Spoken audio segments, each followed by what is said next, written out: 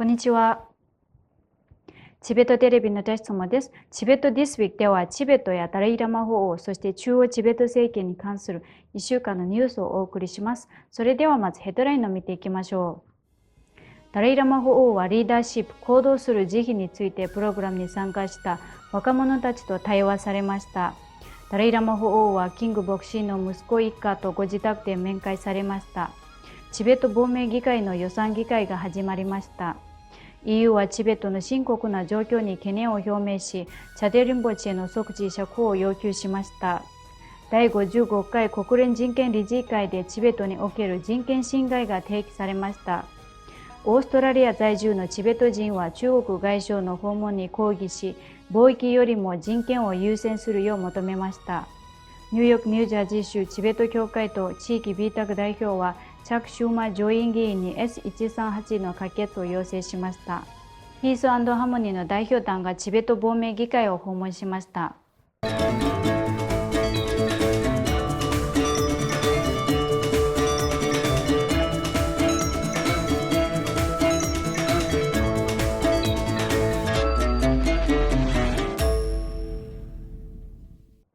今週水曜日、ダライラマ法王はダライラマフェロープログラムに参加する14人の若い指導者たち及び招待客の一行と会見されました。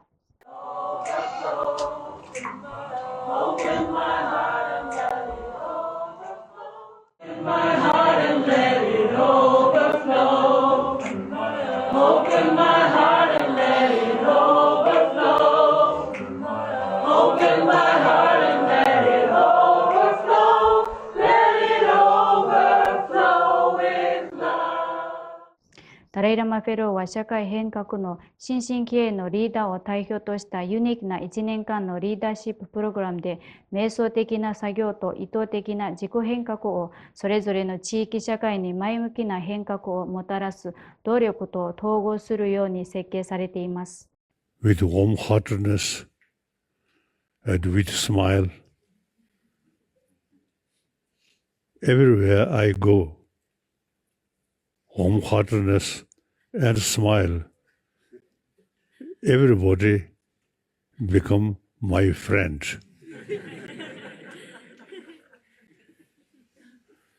Not by force or money or just education, warm-heartedness. So I always say,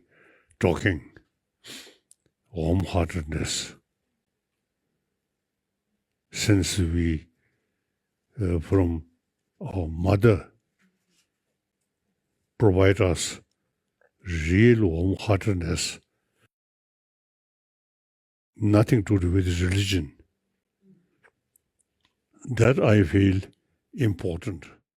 2004年にダライラマフェロープログラムが開始されて以来、50カ国から200人以上の仲間が参加しています。今週月曜日、世界的な人権活動家であるキング牧師の息子であるマーティン・ルーサー・キング3世とその家族がダランサラにあるダライラマ法14世の住居で法に特別に謁見し、ダライラマ法王は私たちが共有する人間性を理解する必要性について話されました。謁見にはカナダのバンクーバーにあるダライラマセンターの役員も数名出席しました。So I always believe 7 to 8 billion human beings we are same. Now important is we have to think a common aim, world peace, through individual mental peace. Religion is personal matter, and race is also personal matter. Basically, we are same. Same way we born, now sooner or later, same way we pass away. So while we alive, we have to live happily with genuine face things of brotherhood, sisterhood. マーティン・ルーサー・キング3世は法に謁見した後、中央チベット政権を訪問し、ペンバスリン首席大臣の歓迎を受けました。会談ではペンパチン主席大臣がチベットの政治史、チベット国内の状況、亡命チベット人コミュニティの概要について説明しました。また、チベットと中国、チベットとインドの古代からのつながりを紹介し、中国がチベットは太古の昔から中国と一体であると主張していることを否定し、歴史的に証明されたチベットを独立した存在として維持しながら、中道アプローチを通じてチベットと中国の対立を解決することを強調することで、チベットの自由運動に焦点を当てました。マーティン・ルーサー・キング3世は会談の中でペパチン主席大臣に対し、米国を拠点とするダライ・ラマセンターと協力し、人類の一体性を推し進めることへの関心を伝えました。今週月曜日3月18日から30日まで開催される予定の2024年から25年度第17回チベット亡命議会の7回目の青春予算会議が開始されました。会員で演説した議長はチベットの正義を前進させるために現在の中国の政治、経済状況を捉えることの重要性を強調しました。また、ダライ・ラマ法の慈悲深い行動により中国とチベットの紛争が世界的に注目されるようになったことを考えると、今が行動を起こす極めて重要な時期であると述べました。チベット亡命議会の設立はダライ・ラマ法の長年の悲願であったことを強調し、議長は会期の議題を紹介しました。その中には予算の発表、基礎検討委員会の報告、予算概算委員会の報告、その他の関連事項が含まれました。中央チベット政権の財務大臣でもあるペンパチン主席大臣は、中央チベット政権の2024年から25年度予算33億3155万ルピーを発表しました。現在開催中の国連人権理事会第55回の第4項目に基づく声明において、EU はチベットにおける深刻な人権状況について極めて懸念を表明し、中国の寄宿制学校におけるチベットの子どもたちの強制同化や、チベット人の DNA サンプルの大量採集に焦点を当てました。さらに EU は人権擁護者、弁護士、ジャーナリスト、独立記者、その他のメディア関係者、学者、作家、知識人が直面している国境を越えた弾圧を含む嫌がらせ、脅迫、監視を強調し、出国禁止、自宅軟禁、拷問、不当な扱い、不法な拘束、判決、強制思想を強く非難しました。その中には拷問や不当な扱いに相当する可能性のある場所での居住監視を含んでいます。また EU は声明の中で中国に対し法の支配と非ルフルメントの原則を尊重し、国際法に沿わないいかなる強制や活動も行わないことの重要性を強調しました。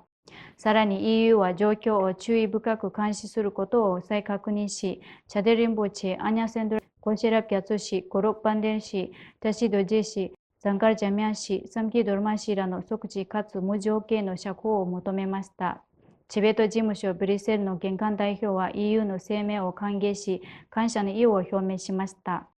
今週水曜日第55回国連人権理事会において、チベット人代表が国連人権理事会に対し中国の人権侵害に関する報告に速やかに対処するよう求めました。チベット事務所ジュネーブで国連人権担当官を務めるプンツォトプゲ氏は第55回国連人権理事会で口頭声明を発表し、注意を要する重大な人権問題を強調し、チベットの文化的アイデンティティを根絶しようとする中国の組織的な取り組みについて懸念の声を上げました。Mr. President, this year marked the 65th anniversary of Tibetan National Uprising Day. For the past 6 decades, Tibetan people's human rights have been violated with impunity and urgently need council attention. As not by UN experts, nearly 1 million Tibetan children are forced to attend residential school system, deprived of learning Tibetan language, history, and culture. China is also collecting Tibetan DNA samples and iris scan sample as part of large-scale control and surveillance mechanisms. This year also marked the 35th birth anniversary of 11th Panchen Lama Ginduchuk Nyima, who was kidnapped by the Chinese authority in 1989 at 6 years of age, and since then his whereabouts are unknown. Just 4 days before the opening of this 55th Human Rights Council session, Chinese authorities have made mass arrests of Tibetans peacefully protesting against construction of massive dam in Daege that would force two villages to vacate and destroy several Buddhist monasteries and ancient murals. Therefore, we call on China for unconditional release of all the arrested Tibetan protesters. We also call upon China to stop the dam project, which is also detrimental fragile ecosystem of Tibetan plateau. We further call on China to respect the freedom of peaceful protesters, including individuals like Gompoki, and to refrain from using violence or arbitrary detention against them. Thank you. トップゲル氏はデゲにおける非暴力で抗議していたチベト人が大量に逮捕されたことを強調し、中国に対しすべてのチベト人抗議者を釈放するよう求めました。中国の王毅外相が今週オーストラリアを訪問するのを前に、ガマシンゲ代表はオーストラリアのペニオン外相に対し、チベットの危機的状況について優先的に議論するよう研究に要請しました。その中で中国の統治下でチベト人が直面している弾圧の激化と制度化している差別に焦点を当て、国際的な関心と行動が緊急に必要であることを強調しました。また、シンゲ代表はオーストラリア外務大臣宛ての書簡の中で、王毅氏の訪問は悪化するチベットの人権状況について懸念を表明する重要な機会であると述べ、オーストラリアは中国と重要な貿易関係を維持しているため、さらに両国間のより公平で公正な関係を促進するため、二国間協議に人権問題を取り入れることの重要性を強調しました。今週水曜日、オーストラリア全土から集まった数百人のチベット人とチベット支援者、そしてウイグル、香港、ファルンダファとして知られる法輪大法コミュニティの活動家たちがオーストラリアの首都ケンベラを訪れた中国の王毅外相に対し、国会議事堂前で抗議活動を行いました。オーストラリア全土から集まったチベット人とチベット支援者たちは、ペニオン外相に対し貿易よりも人権を優先し、チベットにおける残虐行為について中国指導部の責任を追及するよう求めました。抗議者たちは、人権は売り物ではないという強いメッセージを中国とオーストラリア政府に送りました。オーストラリア・チベット議員連盟の共同議長で緑党のジャネット・ライス上院議員は集会で演説し、ペニオン外相と野党のサイモン・バーミンガム外相の両者に対し、王毅外相との会談で人権問題を早急に提起するよう求めました。リディア・ソップ上院議員、ディン・スミス上院議員、ジョドン・スチルジョン上院議員、アンドリュー・オレス議員、ディビッド・ギルスピー議員らもチベット人やその他の中国共産党の犠牲者への連帯と支持を表明するために抗議に参加しました。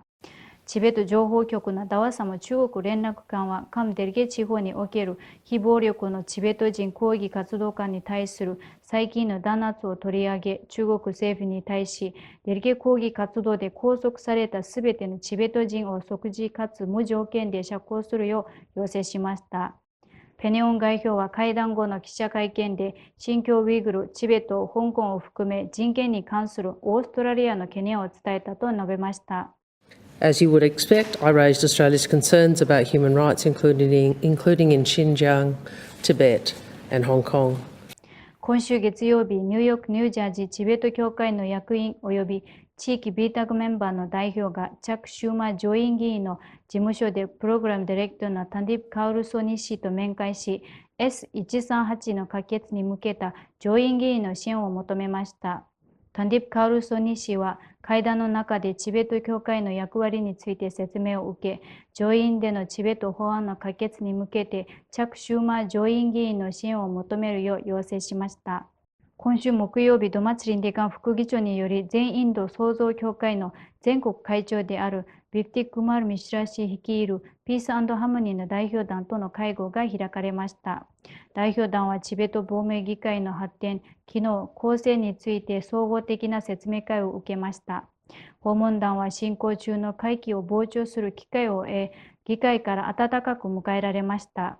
シュリ・ビクティ・クマール・ミシュラ氏は、アキル・バラット・ラチナート・サマージとして知られているニューデリーの全インド創造協会の全国会長を務めています。この組織はガンジー派パドマ・ビブシャンのソーシャルワーカーであり、元国会議員であるニルマラ・デシパンデ博士によって設立され、平和と調和を世界的に促進することを目的としています。これで今週のニュースは以上です。チベットテレビをご覧いただきありがとうございます。